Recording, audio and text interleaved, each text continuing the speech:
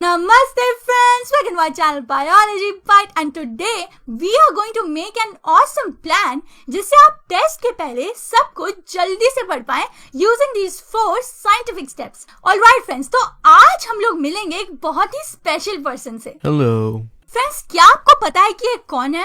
I am sure कि बहुत लोगों को नहीं पता होगा, but this is the memory genius Alex Mullen. Friends, Alex Mullen सिर्फ 20 सेकंड में पूरे के पूरे 52 सेट ऑफ कार्ड्स याद कर सकते हैं and he holds the Guinness book of world record for the best memory. मतलब पूरी दुनिया में एलेक्स मुलन की मेमोरी बेस्ट है. तो सबसे बड़ा क्वेश्चन तो ये है कि एलेक्स मुलन की इस फास्ट मेमोरी का सीक्रेट क्या है, और ये सीक्रेट हम अपनी पढ़ाई में डालकर कैसे जल्दी जल्दी टेस्ट के लिए पढ़ें जिससे हमें एकदम 3 इडियट्स के चतुर जैसी मेमोरी मिल जाए और रैंचो जैसे इतने इंटेलिजेंट बन जाएं कि टेस्ट में बिना पढ़े भी टॉपर बन जाए. अब ये कैसे होगा? क्योंकि फ्रेंड्स, जिंदगी कोई मूवी तो है नहीं और बिना पढ़े टॉपर बनना क्या, पास होना भी काफी मुश्किल है. आपको जानकर हैरानी होगी फ्रेंड्स कि टीनेजर्स के लिए ये और भी मुश्किल हो जाता है क्योंकि according to a United Kingdom research हमारे ब्रेन में ग्रे मैटर औरों से ज्यादा होने के कारण हम जरूरत से ज्यादा सोचते हैं जिससे जरूरत से ज्यादा डिस्ट्रैक्शन होती है पढ़ते समय. फिर जब एग्जाम आते हैं तो वही हमेशा की प्रॉब्लम, कम टाइम,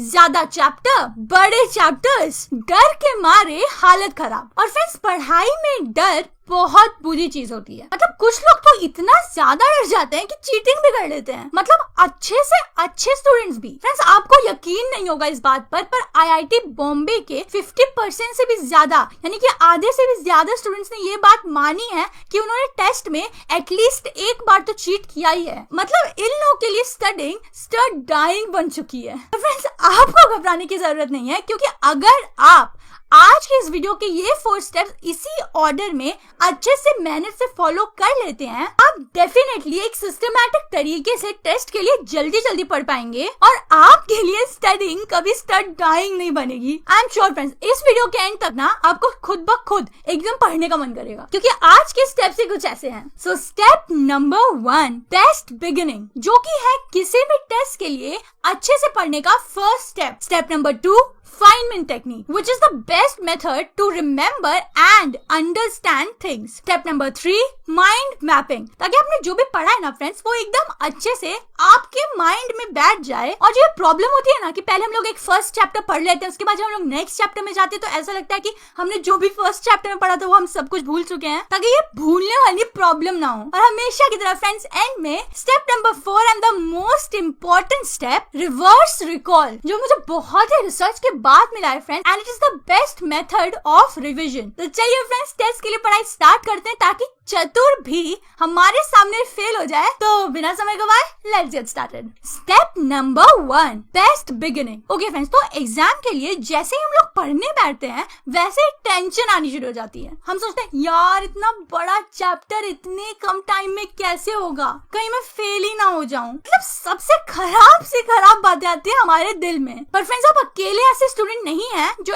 ऐसी बातें सोचते हैं एग्जाम टाइम में, क्योंकि according to a research by James Madison University हर स्टूडेंट की लाइफ में ऑलमोस्ट 42% स्ट्रेस एग्जाम रिलेटेड ही होती है. और फ्रेंड्स, अगर आप पढ़ने से पहले ही इतने स्ट्रेस्ड और कंफ्यूज हो जाएंगे तो ऑफ कोर्स पढ़ाई अच्छे से नहीं हो पाएगी. इसीलिए फ्रेंड्स, हमें टेस्ट के लिए पढ़ने से पहले चाहिए एक बेस्ट स्टार्ट, एक बेस्ट बिगिनिंग. और बेस्ट बिगिनिंग के लिए ये जो आपके माइंड में झंझट है ना, सबसे पहले इसे हटाना होगा. तो फ्रेंड्स, इसके लिए जो फर्स्ट स्टेप होगा वो ये है कि टेस्ट के लिए आपको जो भी चैप्टर पढ़ना है उस चैप्टर के सारे सब टॉपिक, जिन्हें हम सब हेडिंग भी बोलते हैं, वो सारे के सारे सब टॉपिक आप एक पेज पर नीटली लिख लीजिए. फ्रेंड्स, मैं आपको बता नहीं सकती हूँ कि ये लिस्ट जो आपने सारे सब टॉपिक्स लिखे हैं इस पेज पर वो आपके नेक्स्ट स्टेप में कितना काम आने वाली है. क्योंकि फ्रेंड्स, अगर एक बार आपकी लिस्ट बन गई तो वो जो बड़ा चैप्टर हमें पढ़ना था वो स्मॉल सब हेडिंग्स में डिवाइड हो जाएगा और आपके माइंड में साइकोलॉजिकली ये लगेगा कि मुझे तो बस इस लिस्ट के सब टॉपिक्स पढ़ने हैं, ना कि वो बड़ा सा चैप्टर एक साथ. और इससे जो हमारा डर है ना वो गायब हो जाएगा. तो चलिए फ्रेंड्स, अब देख लेते हैं कि इस पेज का, इस लिस्ट ऑफ सब टॉपिक्स का एक्चुअली में यूज क्या है. नेक्स्ट स्टेप में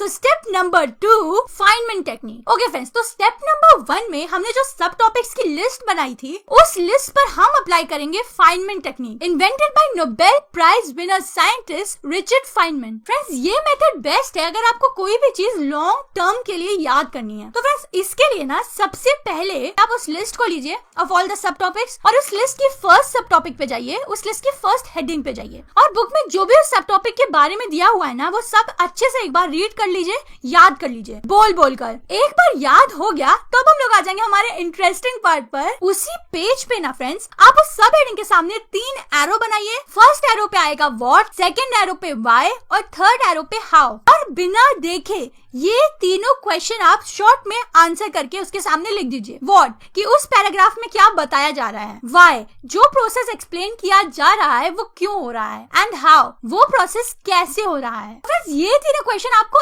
ऐसे आंसर करने हैं ना जैसे आप किसी बच्चे को समझा रहे हो। ऐसे सेम आप सारे के सारे सब टॉपिक्स और हेडिंग पे करिए उस पेज की। फ्रेंड्स, अगर आपने एक बार ऐसा कर लिया ना, फाइनमेंट टेक्निक अप्लाई कर ली, तो उसी टाइम उस चैप्टर का 80% पढ़ा हुआ एकदम परमानेंटली आपके ब्रेन में फीड हो जाएगा। फिर बचेगा बस 20%। अब ये 20% हम अपने दिमाग में कैसे फीड करेंगे? तो चलिए फ्रेंड्स, यही देख लेते हैं हमारे नेक्स्ट स्टेप में।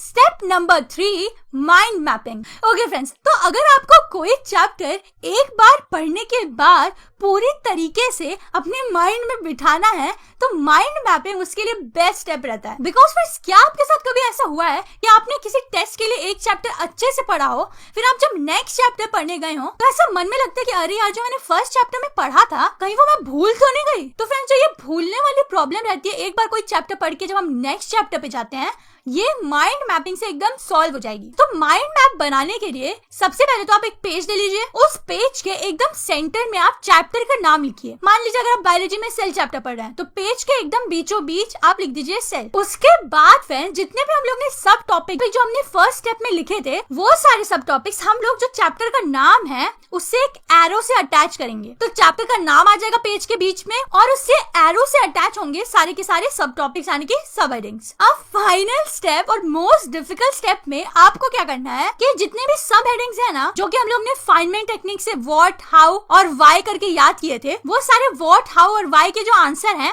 आप एकदम शॉर्ट में हर एक सब हेडिंग से एक एरो लगाकर लिख दीजिए। हमें तीनों क्वेश्चन के आंसर शॉर्ट में समराइज करके लिखने हैं, क्योंकि फ्रेंड्स ये साइंटिफिकली प्रूवन है कि जब भी हम लोग कोई चीज लिखते हैं तो वो हमें 58% ज्यादा जल्दी याद होती है, जिसे साइंटिस्ट कहते हैं पेपर इफेक्ट। तो फ्रेंड्स, इस पेपर इफेक्ट का यूज करके ना हम लोग सब कुछ जल्दी से याद कर पाएंगे। और फ्रेंड्स, इस माइंड मैप का ना एक और बहुत बड़ा यूज है, और वो ये है फ्रेंड्स कि अगर आप ये माइंड मैप टेस्ट के तुरंत पहले अच्छे से देख लेते हैं तो पूरा का पूरा चैप्टर आपको एक ग्लांस में, एक नजर में अच्छे से रिवाइज हो जाएगा। तो फिर स्कूल जाते हुए, मतलब अगर आप स्कूल बस में स्कूल जा रहे हैं तो आप ये पेपर निकाल के जल्दी से सब कुछ रिवाइज कर सकते हैं, या फिर एग्जाम हॉल के बाहर भी आप जल्दी से एक बार एक नजर में रिवाइज कर सकते हैं माइंड मैप से। और माइंड मैप की ना फ्रेंड्स बहुत एप्स भी होती हैं जो आप प्ले स्टोर से डाउनलोड कर सकते हैं। उससे आपको एकदम नीटली माइंड मैप बन जाएगा, आपको बस टाइप करना रहेगा। तो चलिए फ्रेंड्स, अब हम लोग आ जाते हैं हमारी आज की सबसे इंपॉर्टेंट स्टेप पे। Step number 4, reverse recall. Okay friends, तो according to a research bye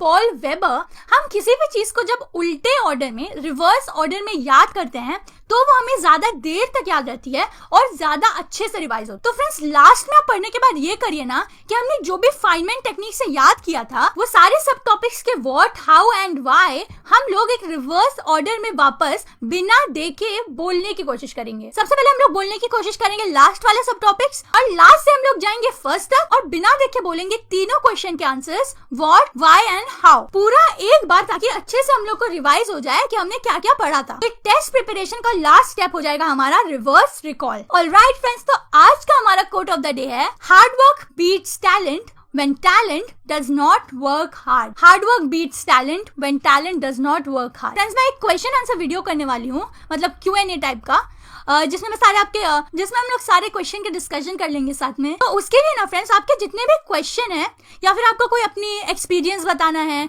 या कोई आपके साथ इंटरेस्टिंग घटना हुई हो वो बताना है, स्कूल में आपकी कोई कन्फेशन हो, ये सब वो सब आप मुझे भेज दीजिए। आप इस वीडियो में कमेंट कर सकते हैं, या फिर आप चाहते हैं कि सबको आपका नाम ना पता चले, मतलब ये क्वेश्चन आपका ये ना पता चले, तो आप मेरे फेसबुक में आके मेरे को मैसेज कर सकते हैं। आप बायोलॉजी बाइट पर जाकर सेंड मैसेज पे क्लिक करके अपना क्वेश्चन या फिर जो भी आपको Q&A के लिए बोलना है वो बता सकते हैं। चलिए फ्रेंड्स देखते हैं कि वो वीडियो कैसा रहेगा। तो bye friends and best of luck from Biology bite.